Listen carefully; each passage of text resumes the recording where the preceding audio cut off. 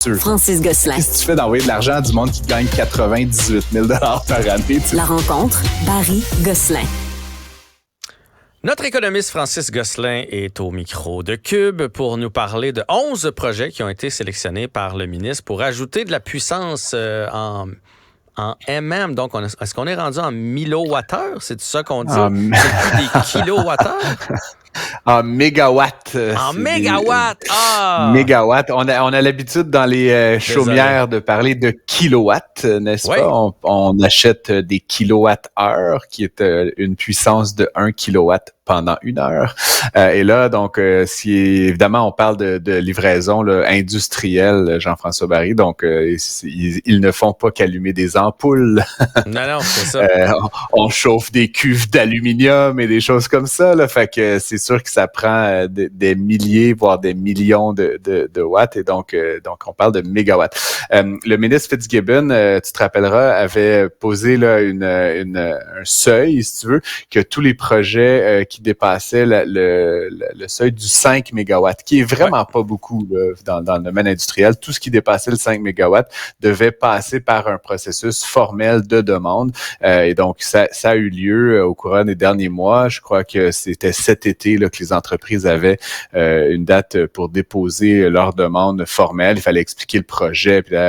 Et donc, ce qu'on comprend aujourd'hui, là, c'est que le ministère de l'Économie et de l'Énergie, qui est dirigé par M. Fitzgibbon, a choisi donc 11 projets qui vont totaliser donc cette puissance additionnelle de 1000 mégawatts. Juste pour te rappeler, là, t'as peut-être pas ça du bout des doigts, là, mais on a au Québec une capacité de livrer là, avec toutes les sources, là, puis en optimisant, etc., environ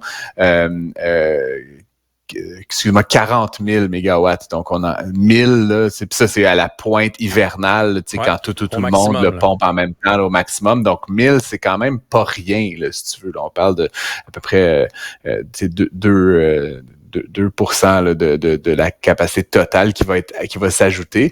C'est sûr que ces ententes-là, généralement, ça vient avec toutes sortes de clauses où, par exemple, on peut demander à ces usines ou à ces consommateurs-là, par exemple, d'interrompre leur consommation, c'est-à-dire de carrément de fermer les lumières, le chauffage, l'utilisation pendant 1 ou 2 ou 3 heures pendant les périodes de pointe. Mais ça reste qu'à long terme, là, c'est une première tranche. Donc, rien qui nous dit qu'en décembre, on va pas ajouter une autre puissance de peut-être 1000 mégawatts. Et donc, ce que ça destine là à long terme, Jean-François, c'est qu'il va falloir produire plus d'énergie, sans quoi on n'y arrivera tout simplement pas. Là. C'est quelque chose qui revient dans l'actualité là, aux 2 semaines là, présentement. Là. C'est fou.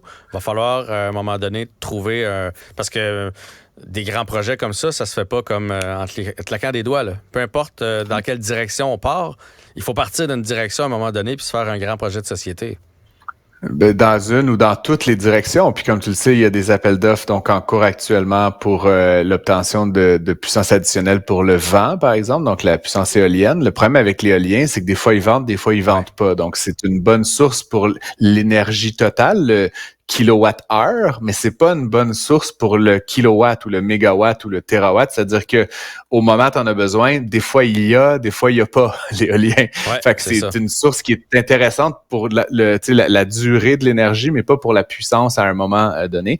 Donc pour ça, on est mieux évidemment avec des barrages. Ça, tu peux jauger beaucoup mieux. Le débit, ça.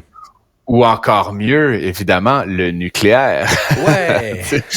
Parce que les barrages, c'est très fiable. À long terme, il y aura toujours de la pluie, mais ça reste que tu te rappelleras au début de l'été, il y a une petite crainte parce qu'il y avait peu plu pendant le printemps, excuse-moi, et les bassins étaient relativement bas, donc par rapport à ce qui est la norme. Et donc ça voulait dire qu'éventuellement on aurait pu en manquer. Puis là, c'est pas juste on va manquer d'électricité, c'est aussi ces bassins d'eau-là, éventuellement, là, qu'on pense au Saguenay, par exemple, ben, c'est l'eau qui est basse sur le lac.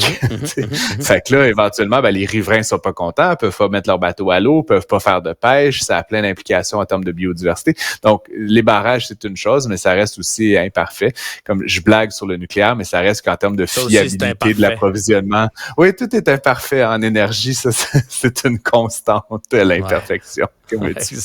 exact. Donc voilà, mais puis on n'est pas les seuls, hein, soit dit en passant, j'en avais parlé avec toi, je pense la semaine dernière ou plutôt cette semaine, mais tu sais, la Suède, là, j'aurais pu te lire le communiqué de presse, là, c'est la même chose qu'on vit au Québec. Ils veulent décarboner leur économie, ils veulent plus de véhicules électriques, ils veulent, et donc ils sont dans les mêmes questions. Est-ce qu'on fait des barrages, est-ce qu'on fait de l'éolien, est-ce qu'on fait du nucléaire?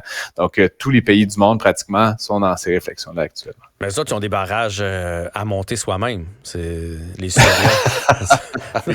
avec des bâtons de popsicle puis des petits bouts de bois. Là, ils vont comme chez Ikea, ils ont leur barrage, ouais. puis c'est réglé. Ouais. OK, prise d'otage fiscale du côté d'Ottawa.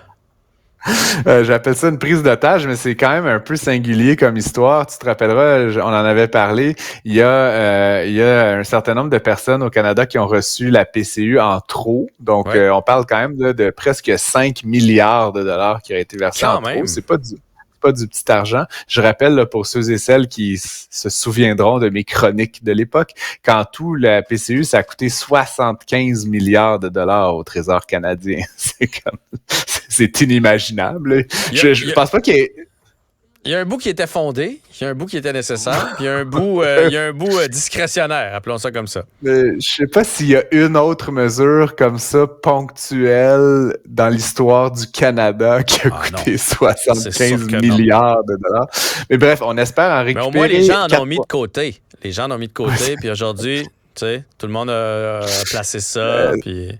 Quoi? Certains en ont mis de côté, certains pas, mais ça pour dire, il y a à peu près 5 des 75 milliards qu'on pense pouvoir récupérer. Et donc là, l'ARC, l'Agence du revenu du Canada, a commencé à envoyer des avis et il se réserve le droit, Jean-François, de saisir les retours d'impôts des gens. Donc, tu t'imagines des gens qui ont payé de l'impôt en trop, qui ont des déductions, ils attendent leur chèque de 1000, 2000, 3000, 4000 dollars à la fin de l'année. Tu as été aux études, je ne sais trop quoi. Bref, tu as le droit à un retour d'impôt. Ils se servent là-dedans pour le remboursement de la PCU, mais là, tu as carrément des individus, puis le Journal de Montréal et Sylvain Larocque en particulier fait un très bon travail de recensement des dizaines de personnes qui ont envoyé l'argent quand l'ARC leur a demandé, l'argent de la PCU, mais là, l'ARC, évidemment, reçoit... Par le temps que ce soit traité, ils ont aussi saisi leurs impôts, Ils ont aussi saisi l'argent. Donc là, tu as envoyé ton chèque de 3000 dollars et donc c'est comme, ça t'a comme coûté le double, tu sais, fait que ça, c'est quand même vraiment fâchant.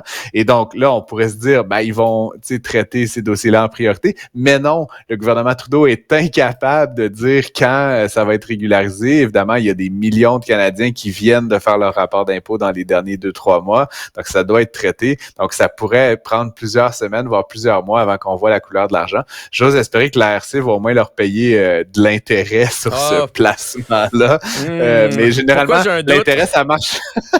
C'est juste dans un sens. L'intérêt, ça marche dans un sens. C'est ça, exactement. À suivre, donc, mais c'est bien dommage. C'est comme... et je trouve ça un peu bizarre, tu sais, qu'il se soit servi aussi rapidement. Tu sais, après, tu diras, ils sont peut-être un peu affamés, mais tu sais, il aurait pu comme donner une année pour rembourser puis dire, on va se servir sur votre remboursement d'impôt de l'an prochain. Mais là, c'est comme, je t'envoie un avis, puis 2 semaines plus tard, je te fais une petite ponction fiscale en même temps. Ça fait un petit peu kleptomane, là, tu sais, genre voleur de briquets dans une soirée bien arrosée. Là. Ça fait, en fait, j'ai apporté une bonne bouteille de vin chez quelqu'un, puis finalement, je me rends compte que il n'est pas tant connaisseur de vin. Puis je regrette de l'avoir apporté. J'aurais dû apporter quelque chose d'un peu plus bas de gamme. Puis tu as envie de repartir avec. Fait que tu repars avec, oui, c'est ça, exactement.